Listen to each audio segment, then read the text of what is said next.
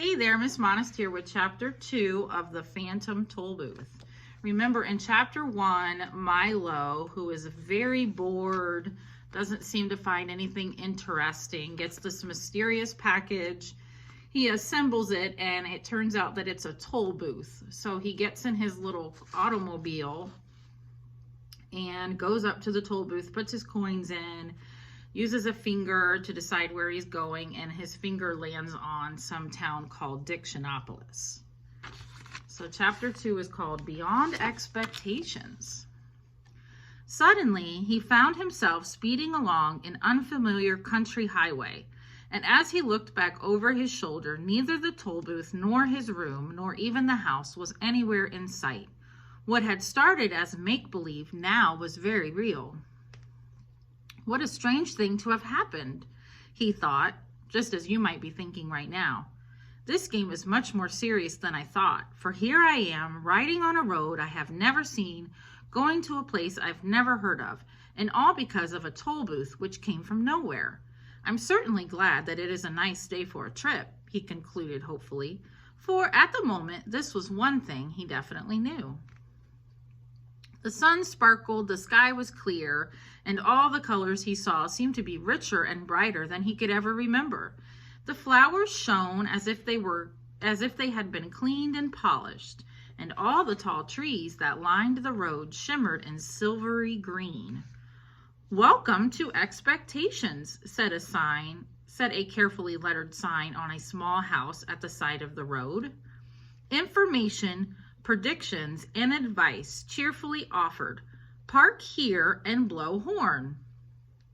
With the first sound from the horn, a little man in a long coat came rushing from the house, speaking as fast as he could and repeating everything several times. There's a picture of him driving through the countryside.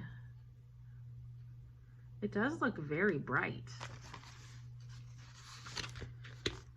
My, welcome, welcome, welcome, welcome to the land of expectations, to the land of expectations, to the land of expectations.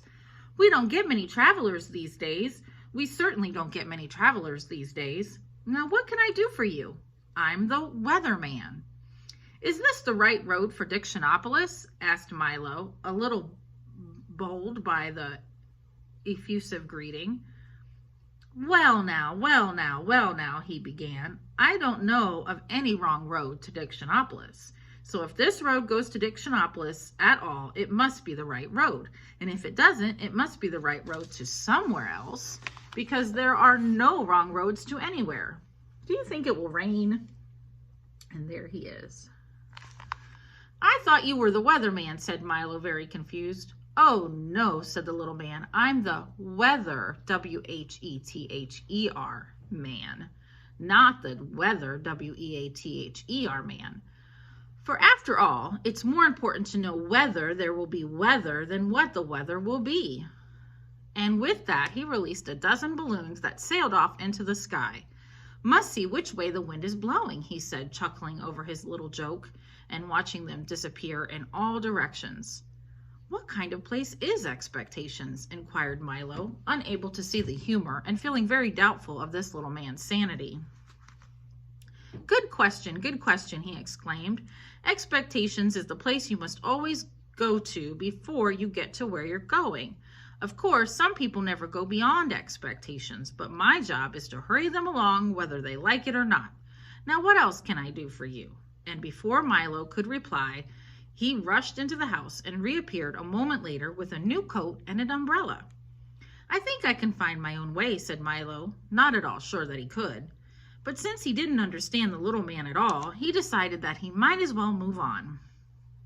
At least until he met someone whose sentences didn't sound as if they would make as much sense backwards as forwards.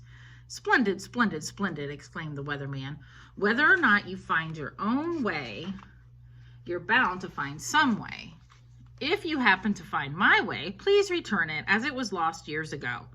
I imagine by now it's quite rusty. You did say it was going to rain, didn't you?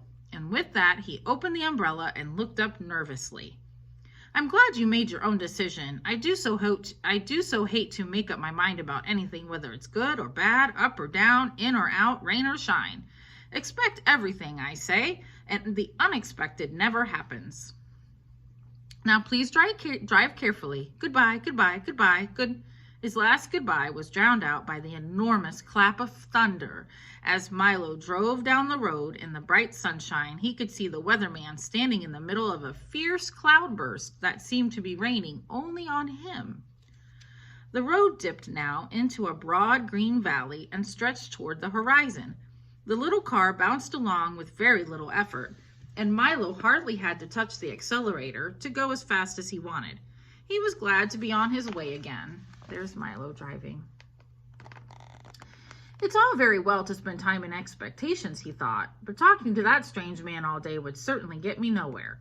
He's the most peculiar person I've ever met, continued Milo, unaware of how many peculiar people he would soon encounter. As he drove along the peaceful highway, he soon fell to daydreaming and paid less and less attention to where he was going. In a short time, he wasn't paying any attention at all. And that is why, at a fork in the road, when a sign pointed to the left, Milo went to the right. Uh-oh, he went the wrong way. Along a route which looked suspiciously like the wrong way. Things began to change as soon as he left the main highway. The sky became quite gray, and along with it, the whole countryside seemed to lose its color and assume the same monotonous tone, like a single tone. Everything was quiet, and even the air hung heavily. The birds sang only gray songs, and the road wound back and forth in an endless series of climbing curves. Mile after mile after mile after mile he drove, and now gradually the car went slower and slower until it was hardly moving at all. It looks as though I'm getting nowhere, yawned Milo, becoming very drowsy and dull. I hope I haven't taken a wrong turn. Mile after mile after mile after mile. And then everything became grayer and more monotone. Finally, the car just stopped altogether, and as hard as he tried, it wouldn't budge another inch. I wonder where I am, said Milo in a very worried tone. You're in the doldrums, wailed a voice that sounded far away. He looked around quickly to see who had spoken. No one was there, and it was as quiet and still as one could imagine. Yes, the doldrums, yawned another voice. But still he saw no one. What are the doldrums? He cried loudly, and tried very hard to see who would answer this time. The doldrums, my young friend, are where nothing ever happens and nothing ever changes.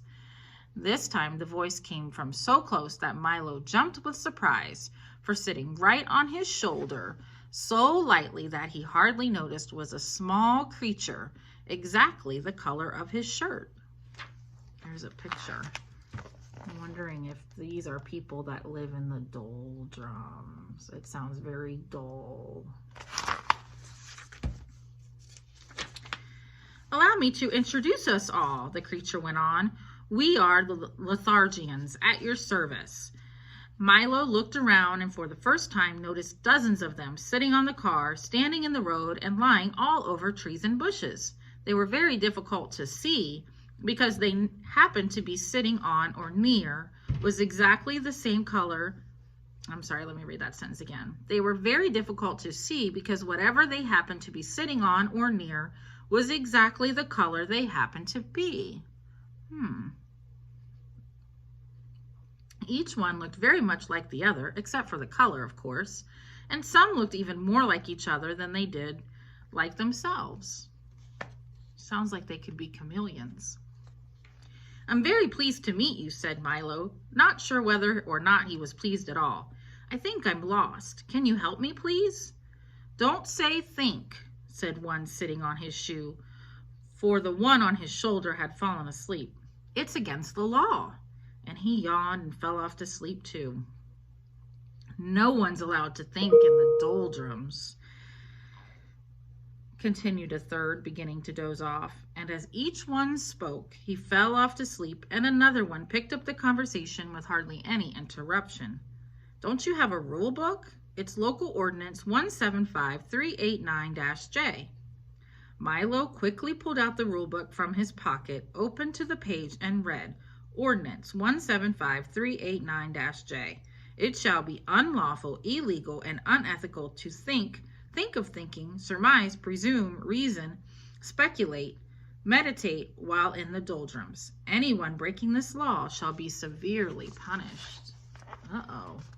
How's he going to get out of here if he can't even think? And nobody can help him if they can't think. I am going to stop there for the day, and we will pick up on page 26 tomorrow. Have a great day.